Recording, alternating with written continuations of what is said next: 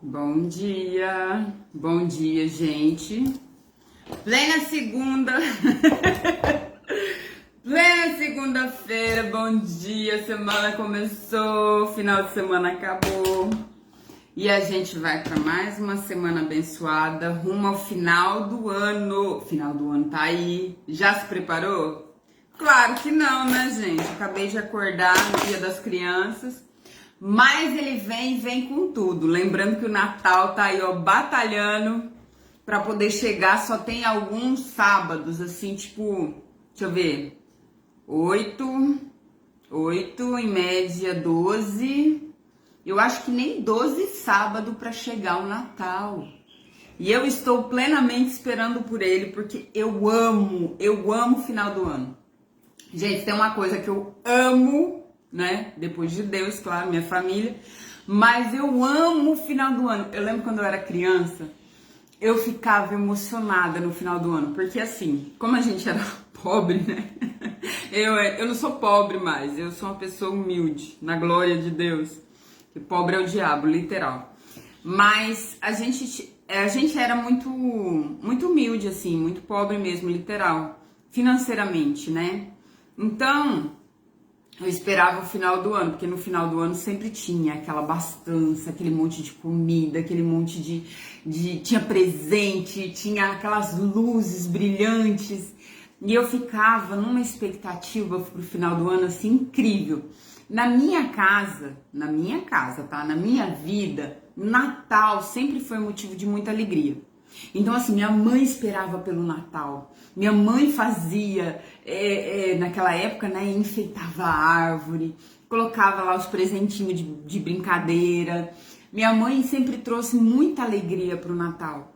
Na minha casa, o Natal sempre teve muita alegria. Então, eu trouxe isso pra minha vida depois, quando eu cresci, e pros meus filhos, porque o Natal é encantamento.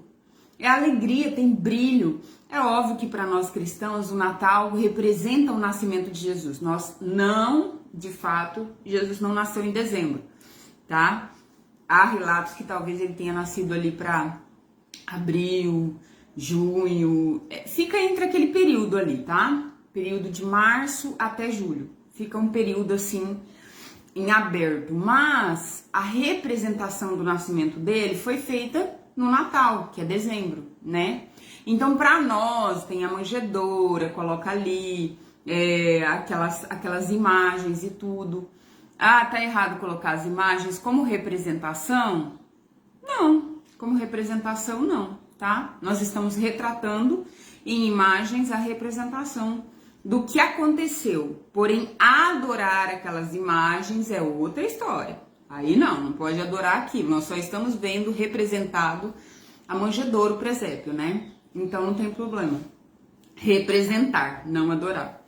Mas é lindo, cara, é lindo. Natal é mágico, Natal é incrível, é um tempo de alegria, é um tempo de festa, é um tempo de muitas luzes.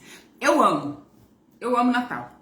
Eu amo Natal, eu amo final do ano, eu amo reunir todo mundo, eu amo tudo isso, tá? Eu amo mesmo. E pra mim, eu creio que eternamente, né? É óbvio que tem pessoas que acontecem coisas muito sérias no Natal e acabam com a graça do Natal pra elas. E eu espero em nome de Jesus que nunca aconteça nada pra acabar com essa graça na minha vida e na vida dos meus, mas é uma bênção, tá? Então hoje a gente vai ler um pedacinho de 1 Reis 7 e a gente vai falar sobre o Palácio de Salomão, mas a gente vai ler só um pedacinho, tá? Eu tenho que tomar ferro por causa da anemia, né? Acabar com essa anemia. Vamos orar? Pai, em nome de Jesus, muito obrigada, Deus. Obrigada por cada palavra que o Senhor tem me dito. E eu sei que a tua palavra é verdade, Pai. Que em nome de Jesus o Senhor me ajude a mostrar aquilo que o Senhor diz na tua palavra para as pessoas, que elas possam entender, assim como eu tenho entendido de ti, assim como eu tenho te conhecido, que elas possam te conhecer e saber que só há caminho em ti, só há verdade em ti, só há alegria plena e completa no nosso espírito em ti, meu Pai. Em nome de Jesus, muito obrigado por tudo que o Senhor tem feito e como o Senhor tem feito. Amém. Ó, A gente vai ver 1 Reis 7, tá? Fala assim, 1 Reis 7, 1.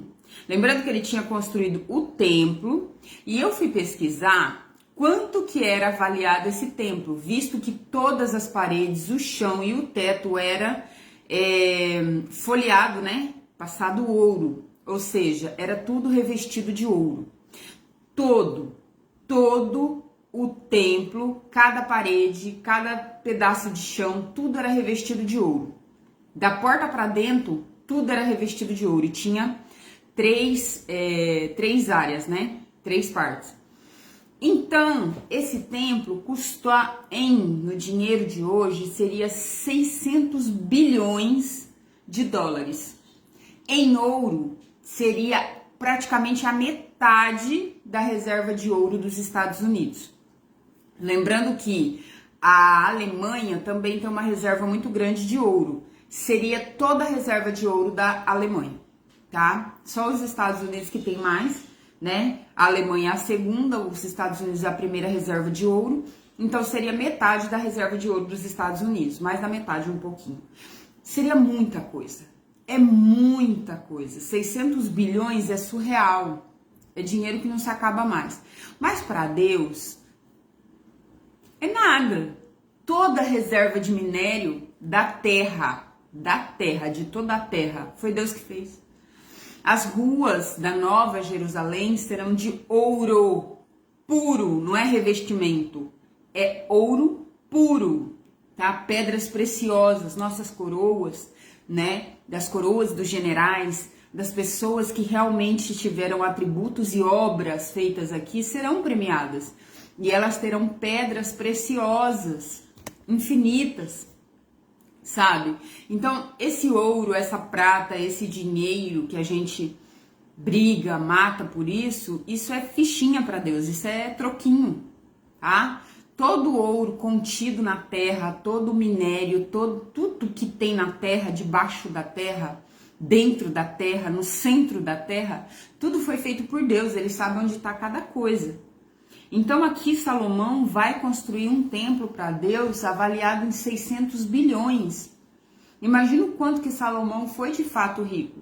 Lembrando que Davi começou toda essa riqueza e Davi guardou muito ouro e prata para fazer esse templo. E Salomão multiplicou. Então, é problema ter dinheiro? Não, não é problema ter dinheiro. O problema é colocar o seu coração no dinheiro. O problema é o dinheiro te movimentar e não você movimentar, porque o dinheiro é nosso escravo, ele trabalha para nós. Para nos dar conforto, para nos dar saúde, para nos dar diversão, para fazer a obra do Senhor, né? Porque é para isso que o dinheiro serviria. E aqui na mão de Davi, ele serviu também para abençoar um povo. Na mão de Salomão, ele serviu para fazer a casa de Deus, tá? Então, o dinheiro, quando ele é bem usado, quando ele é bem gasto, não tem problema ter dinheiro. O problema é quando o dinheiro tem você. Tá? E aí as pessoas vêm com aquele voto de pobreza, com aquela castidade, humilhação que você tem que... se você está pensando melhorar um pouquinho de vida, você é avarento, seu coração é mau. Cara, para com essas palhaçadas. Tá? Ruim é ser pobre literal. É muito ruim mesmo. É muito ruim seu filho precisar de comida e você não tem comida para dar para ele. E eu te garanto que é ruim, porque eu já passei isso com a Lohane. Eu te garanto que é terrível você não ter papel higiênico para limpar. Eu te garanto que é ruim. Tá? Você tem que tomar banho para isso. Então, eu já passei uma dificuldade na minha vida, quando eu fui para Ilha Solteira, muito grande, de pegar um sabão, dividir ele em 3, um pedaço para lavar louça, um pedaço para tomar banho, um pedaço para lavar roupa. É triste. Sabe? De faltar, de ter uma alimentação que um horário era meu, que era o almoço, e a minha filha, que era a Lohane, almoçava na escola, e de ter o horário da tarde, a janta era dela, né? Que ela estaria em casa, a janta era dela, e eu comia pipoca. E eu era uma linha não porque eu queria, eu fumava muito, né? Tinha que ter dinheiro pro cigarro também. Que naquela época o cigarro até era mais barato, mas é um vício. E pipoca. A minha parte eu fumava e comia pipoca, entendeu? Então, triste, é muito triste. Oi, bom dia, que Deus te abençoe, tá? Em nome de Jesus. É muito triste esse negócio de não ter dinheiro, de pobreza, é muito triste, tá? Gente miserável, gente que não tem dinheiro nem para pagar as próprias contas, literal. Pergunta para eles se eles estão felizes. Então esse voto de pobreza que as pessoas falam é inútil. A pobreza é literalmente do diabo. A miséria entrou no mundo depois do pecado. Não existia miséria até então. Deus fez um jardim do Éden abençoado, que tinha tudo, que não tinha falta de nada. Quando o Adão falou, falta uma mulher para mim, eu vejo que eu não tenho um par igual, Deus já tinha visto isso. Deus falou, não é bom que o homem esteja só. Deus já tinha visto. A hora que Adão foi dar conta, Deus já tinha falado. Deus fez tudo. Aí o que ele fez? Você terminou seu trabalho? Vou pôr você para dormir e vou fazer sua mulher. Tava tudo ok, não tinha falta de nada. Tá? Esse negócio de falta não é do Senhor, não. Não vem com essa historinha, não. Então, aqui Salomão constrói um templo que hoje seria avaliado em 600 bilhões. O cara era rico? Foi abençoado? Mas, se Deus detesta o dinheiro, que Deus não detesta o dinheiro, Deus detesta o coração, a idolatria ao dinheiro. Deus sonda o nosso coração. O problema não é ter dinheiro, o problema é ter seu coração no dinheiro. Ali, o dinheiro é chamado de mamon na Bíblia. Por quê? Porque se você colocar o seu coração para idolatrar o dinheiro, ele vira um Deus chamado mamon. E aí, Deus, para você, passa a não ter tanta importância. Importante é o dinheiro, de tudo que ele pode te dar.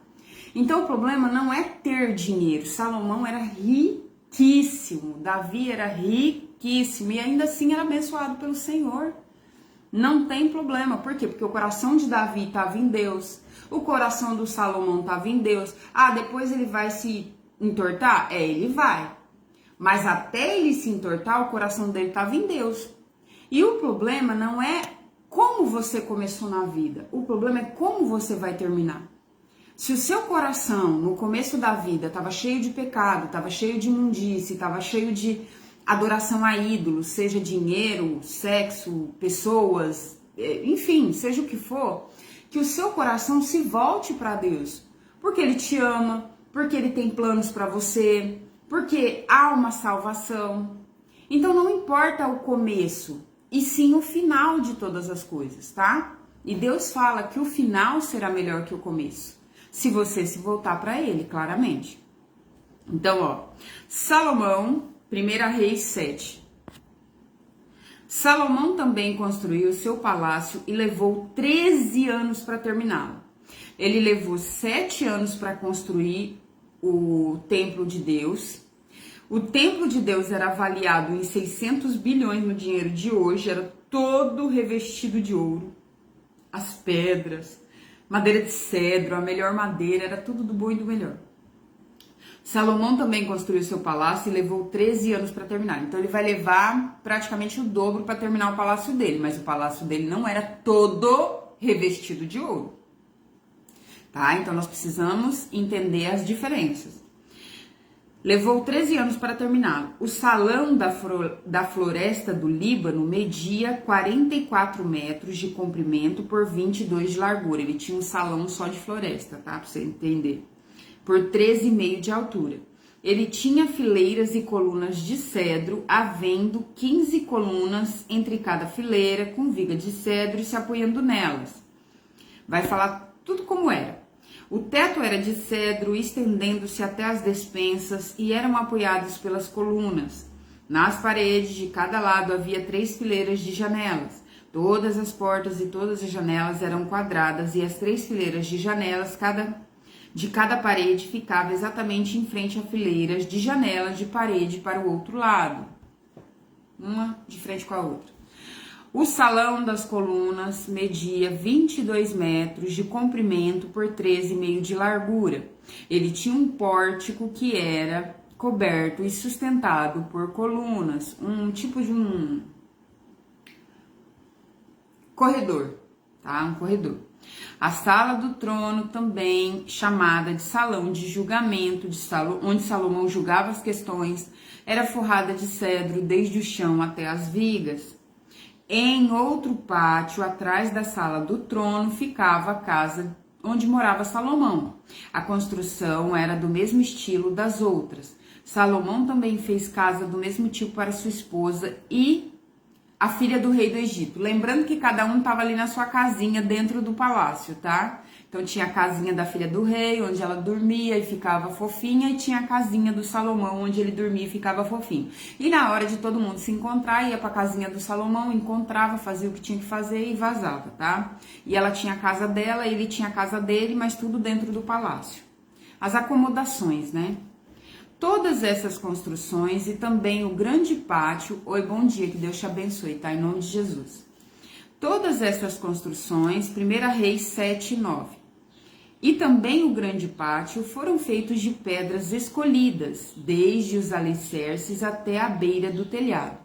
As pedras foram preparadas na pedreira e cortadas sob medida, sendo os lados de dentro e de fora com serras. Então eles cortavam as pedras, nossa, com serra, imagina que sofrimento e sacrifício para esse povo da pedreira, literal. Eles cortavam de forma que ficava liso, as pontas, não havia pontas nessas pedras, né? Elas ficavam lisas de um lado e do outro. Os alicerces foram feitos com pedras grandes e preparadas na pedreira, coitado desses caras. Algumas tinham 3,5 metros de comprimento e outras 4,5 metros de comprimento. Por isso que os caras deviam ser fortes, né? Trabalhava com força. Não era o Zenzo da vida de hoje, literal. Por cima delas, mesmo para as mulheres, né? Que trabalhavam na lida de comida, de filho, de casa. Não tinha esse negócio de eu vou trabalhar para fora, né? Não tinha serviço para fora para mulher. Por cima delas foram colocadas, os alicerces foram feitos de pedras grandes e paradas na pedreira. Algumas tinham 3,5 metros de comprimento e outras 4,5 metros de comprimento. Por cima delas foram colocadas pedras caras, cortadas sob medidas e vigas de cedro. O pátio do palácio, o pátio interno do templo e a sala do templo, da entrada do templo, tinham pedras feitas com uma carreira de vigas de cedro para cada 3 carreiras de pedras cortadas. Enfim, o palácio do Salomão é dividido em várias etapas, tá? Mas o palácio do Salomão demora 13 anos e ele foi avaliado nos dias de hoje entre 300 bilhões de dólares. O templo, 600 bilhões. Toda aquela construção que era enorme, o templo era pequeno avaliado pelo palácio. Mas toda a construção enorme não era, revestida de ouro, tá? Tudo era revestido de ouro no templo. Tudo que você imaginar era revestido de ouro. Na casa do Salomão, não. Então, o templo era 2 vezes a casa do Salomão e o palácio do Salomão era enorme.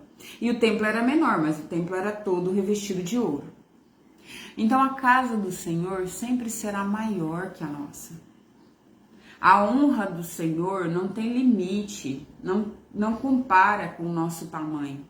Mas isso não significa que Deus não nos dará coisas também. Deus não quer que o nosso coração esteja em coisas, mas nós podemos ter coisas. Agrada ao coração de Deus os filhos dele felizes. Os filhos dele em paz, os filhos dele sem literal ficar contando moeda. É triste, é muito triste a pobreza e a miséria, tá? E não foi isso que Deus, um Deus tão glorioso e grandioso, deixou para nós. Só que ele pediu, né, e ele vai falar em toda a Bíblia que o nosso coração tem que estar no lugar certo, e o lugar certo é nele, não em dinheiro, não em coisas, não em objetos, não em ídolos, não em imagens, tá? O nosso coração tem que estar nele. E se o seu coração estiver bem posicionado nele, não tem problema você ter coisas, tá bom? Deus te abençoe, bom dia, até amanhã e fica com Deus, tá? Tchau.